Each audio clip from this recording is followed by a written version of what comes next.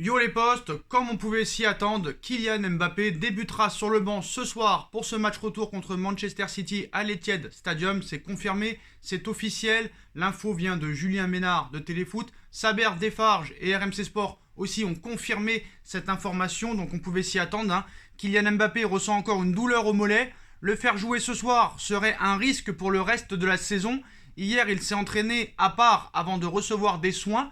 Alors, je peux comprendre que Paris ne prend pas de risque pour Kylian Mbappé, peut-être qu'il n'a pas 90 minutes dans les jambes, mais sur l'excuse de dire le faire jouer ce soir serait un risque pour le reste de la saison, alors, il n'y a pas de problème, il reste une Ligue 1 à aller chercher, c'est un titre, il y a une Coupe de France à aller chercher, c'est un titre, il y a un Euro pour Mbappé en équipe de France, certes, je pense que c'est plus Mbappé qui a pris la décision plutôt que Pochettino, parce que vous savez très bien que pour Doha, c'est l'objectif ultime de gagner cette Ligue des Champions.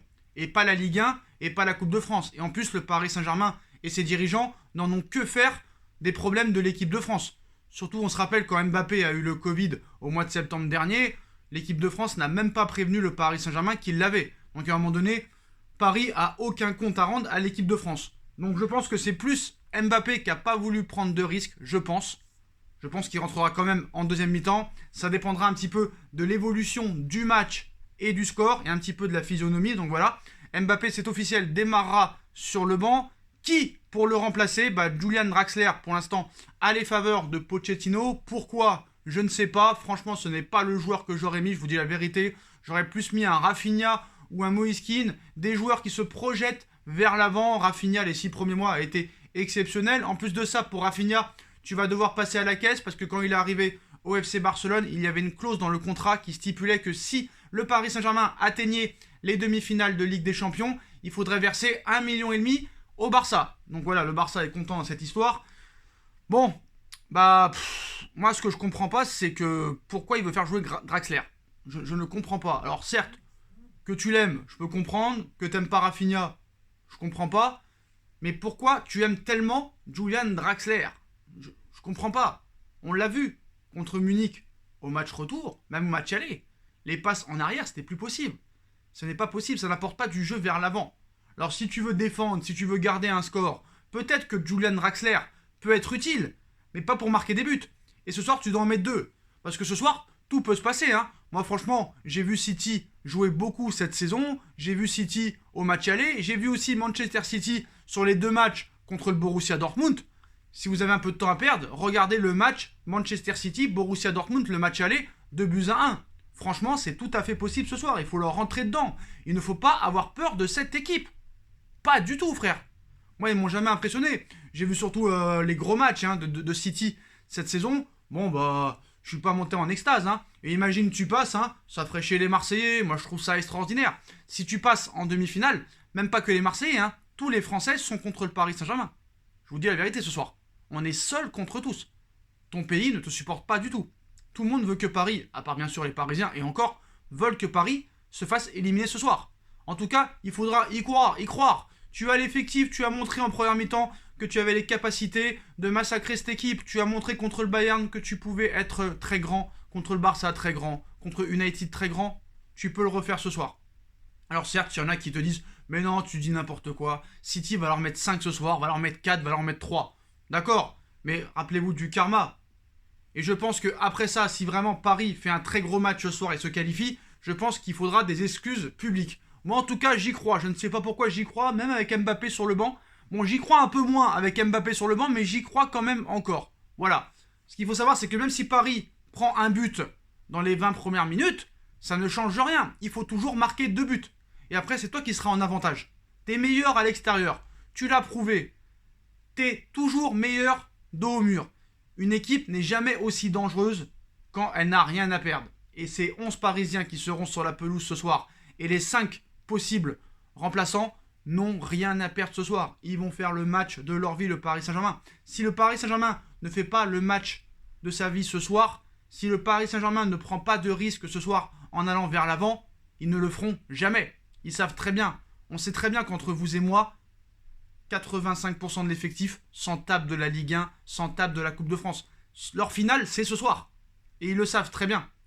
Si tu dois montrer quelque chose aux yeux du monde et aux yeux de l'Europe, c'est ce soir. Sir Alex Ferguson, ancien coach de Manchester United, leur a rendu visite ce matin. C'est pas pour rien quand un tel coach, pour moi l'un des meilleurs coachs de l'histoire du football, te rend visite avant une demi-finale de Ligue des Champions, retour. Ça prouve quand même qu'on croit en ton équipe. Je pense pas que Ferguson aurait fait le déplacement pour rien. On a vu des retournements de situation incroyables ces dernières années en Ligue des Champions. Mettre 2 buts à City, c'est pas insurmontable. Je vous dis la vérité, surtout quand tu vois les matchs de City cette saison. Alors certes, ils se baladent en Première Ligue, il n'y a rien à dire, mais on a vu des matchs contre Leeds, on a vu des matchs contre Dortmund, ça a été très compliqué pour eux. C'est tout à fait possible. On a vu contre United à domicile, ils sont souvent mis en danger et souvent ils perdent. Donc pourquoi Paris ne pourrait pas faire le même match que United vu qu'on les a battus, le même match que Dortmund au match aller vu qu'on les a battus l'année dernière. Pareil, voilà, il faut y croire en cette équipe. Mais bien sûr, il va falloir de la chance, du réalisme, de la clairvoyance, du collectif, une âme, une discipline défensive, de la solidarité, que tout le monde soit bon à son poste. Bref, le match parfait.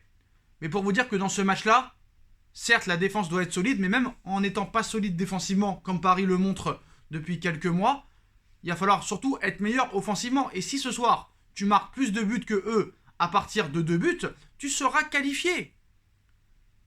Pense but, pense victoire. Voilà, ce soir, ça doit être une boucherie. Dans leur tête, il faut leur dire, ce soir, on va leur mettre une boucherie. Il faut les crucifier à mort, il faut les tuer. C'est tout ce que j'ai à dire. Voilà. Paris a déjà prouvé, sans Mbappé, qu'il pouvait y arriver. Le PSG Real Madrid 3-0, il s'est fait sans Mbappé.